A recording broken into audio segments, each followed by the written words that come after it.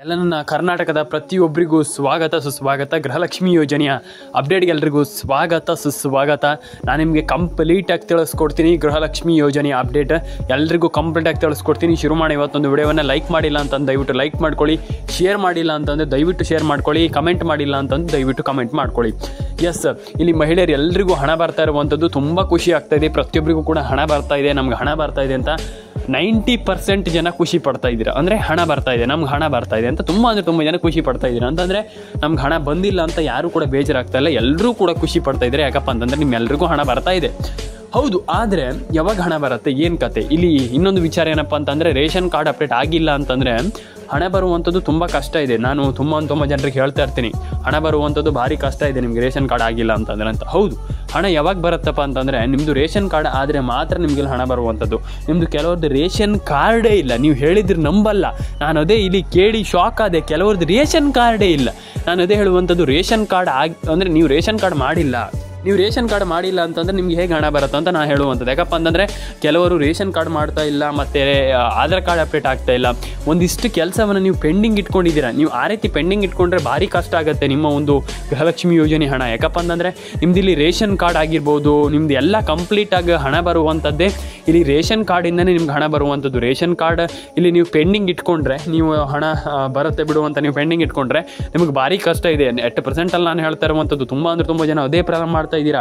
Ration ಕಾರ್ಡಿಂದ ಏನಾಗುತ್ತೆ ಬಿಡುಗರು, ಏನಾಗಲ್ಲ ಬಿಡುಗರು, ಆ ರೀತಿ ಮಾಡಬೇಡಿ. ದಯವಿಟ್ಟು ಎಲ್ರಿಗೂ ಹೇಳುವಂಥದ್ದು ಇಷ್ಟೇ, ನಾನು ರೇಷನ್ ಕಾರ್ಡನ್ನು ಕಂಪ್ಲೀಟಾಗಿ ಇಟ್ಕೊಳ್ಳಿ, ನಿಮ್ಮೊಂದು ಮೊಬೈಲ್ ನಂಬರ್ನ ಕಂಪ್ಲೀಟಾಗಿ ಇಟ್ಕೊಳ್ಳಿ. ಮತ್ತು ಎಲ್ಲ ಒಂದು ಮಹಿಳೆಯರಿಗೂ ನಾನು ಕೇಳ್ಕೊಳ್ಳುವಂಥದ್ದಿಷ್ಟೇ, ನನ್ನ ಕಡೆಯಿಂದ ರಿಕ್ವೆಸ್ಟ್ ಮಾಡುವಂಥದ್ದಿಷ್ಟೇ, ದಯವಿಟ್ಟು ನೀವೆಲ್ಲರೂ ಕೂಡ ನನ್ನ ಒಂದು ಕಮೆಂಟ್ ಸೆಕ್ಷನಲ್ಲಿ ಬಂದುಬಿಟ್ಟು ಕಮೆಂಟ್ ಮಾಡಿ, ನಿಮ್ಮ ರೇಷನ್ ಕಾರ್ಡ್ ಅಪ್ಡೇಟ್ ಆಗಿದೆಯಾ ಆಗಿಲ್ವಾ, ಮತ್ತು ನಿಮಗೆ ರೇಷನ್ ಕಾರ್ಡ್ ಅಪ್ಡೇಟ್ ಯಾವಾಗ ಬರುತ್ತೆ, ಅಂದರೆ ನೀವು ರೇಷನ್ ಕಾರ್ಡ್ ಅಪ್ಡೇಟನ್ನು ಹೇಗೆ ಪಡ್ಕೊಳ್ತೀರಾ, ಮತ್ತು ರೇಷನ್ ಕಾರ್ಡ್ ಅಪ್ಡೇಟನ್ನು ಕಂಪ್ಲೀಟಾಗಿ ಮಾಡ್ಕೊಳ್ಳಿ ಸ್ನೇಹಿತರೆ. ಎಲ್ಲರೂ ಕೂಡ ನೀವು ಖಂಡಿತವಾಗ್ಲೂ ನೀವು ಇಲ್ಲಿ ರೇಷನ್ ಕಾರ್ಡ್ ಅಪ್ಡೇಟ್ ಮಾಡಿಲ್ಲ, ನಮಗೆ ಬೇಡ ಅನ್ನುವಂಥ ರೀತಿಯಲ್ಲಿದ್ದರೆ ನಿಮ್ಗೆ ಹಣನೇ ಬರಲ್ಲ. ನಾನು ಅದೇ ಹೇಳುವಂಥದ್ದು, ರೇಷನ್ ಕಾರ್ಡ್ ಅಪ್ಡೇಟ್ ಆಗಿರ್ಬೋದು, ಆಧಾರ್ ಕಾರ್ಡ್ ಅಪ್ಡೇಟ್ ಆಗಿರ್ಬೋದು, ಒಂದಿಷ್ಟು ಕೆಲಸವನ್ನು ಕಂಪ್ಲೀಟಾಗಿ ಮಾಡ್ಕೊಳ್ಳಿ. ಡೆಫಿನೆಟಾಗಿ ನಿಮ್ಮ ಎಲ್ಲರ ಅಕೌಂಟಿಗೂ ಹಣ ಬರುವಂಥ ಎಲ್ಲ ಸಾಧ್ಯತೆಗಳು ಇರುವಂಥದ್ದು ಸ್ನೇಹಿತರೆ.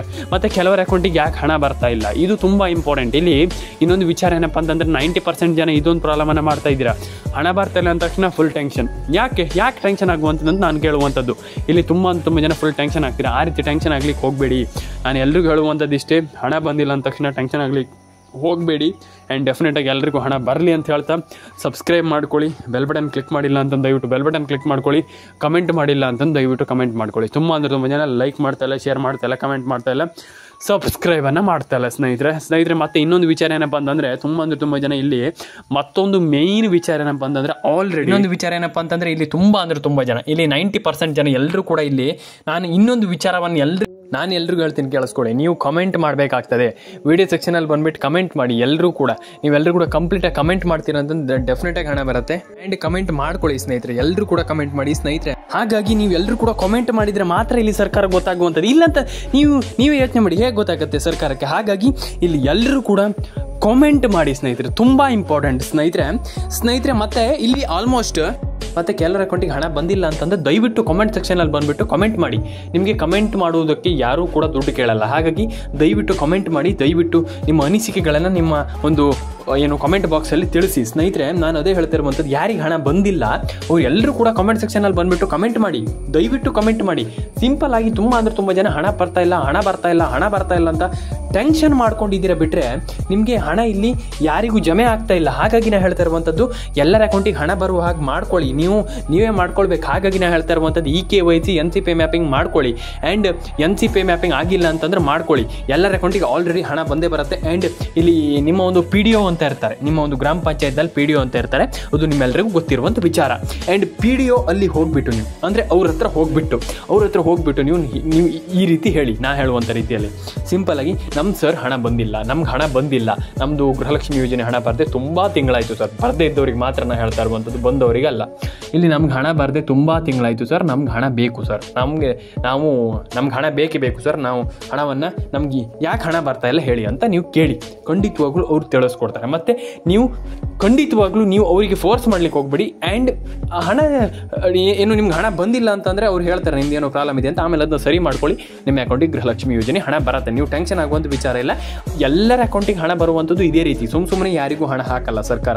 ನಾನು ಪ್ರತಿಯೊಬ್ಬರಿಗೂ ನಾನು ಹೇಳ್ತಾ ಇರ್ತೀನಿ ಈ ರೀತಿ ಮಾಡಿ ಅಂತ. ಹಾಗಾಗಿ ನಾನು ಹೇಳ್ತಾ ಇರುವಂಥದ್ದು ಫೋನ್ ನಂಬರ್ ಇಲ್ಲ ಅಂತಂದ್ರೆ ಆಗಲ್ಲ ಅಂತ ಹೇಳಿದರೆ ಡೆಫಿನೆಟಾಗಿ ಅವ್ರು ಚೆಕ್ ಮಾಡಿಬಿಟ್ಟು ಎಲ್ಲರ ಒಂದು ಇದನ್ನು ಚೆಕ್ ಮಾಡಿಬಿಟ್ಟು ಡೆಫಿನೆಟಾಗಿ ಅಲ್ಲಿ ನಿಮಗೆ ಕೊಡ್ತಾರೆ, ನಿಮ್ಮೊಂದು ಫೋನ್ ನಂಬರನ್ನ ಕೊಡ್ತಾರೆ. ಸಿಂಪಲ್ಲಾಗಿ ಅದನ್ನು ತಗೊಳ್ಳಿ, ಎಲ್ಲರ ಅಕೌಂಟಿಗೆ ಹಣ ಬರುತ್ತೆ. ಆ್ಯಂಡ್ ಸಿಂಪಲ್ಲಾಗಿ ಅದನ್ನು ತಗೊಳ್ಳಿ, ಸಿಂಪಲ್ಲಾಗಿ ಆ ಒಂದು ಫೋನ್ ನಂಬರ್ನ ಸ್ವಲ್ಪ ಚೆನ್ನಾಗಿ ಇಟ್ಕೊಳ್ಳಿ. ಯಾಕಪ್ಪ ಅಂತ ಕೆಲವರದ್ದು ಫೋನ್ ನಂಬರ್ ಸರಿ ಇರೋದಿಲ್ಲ.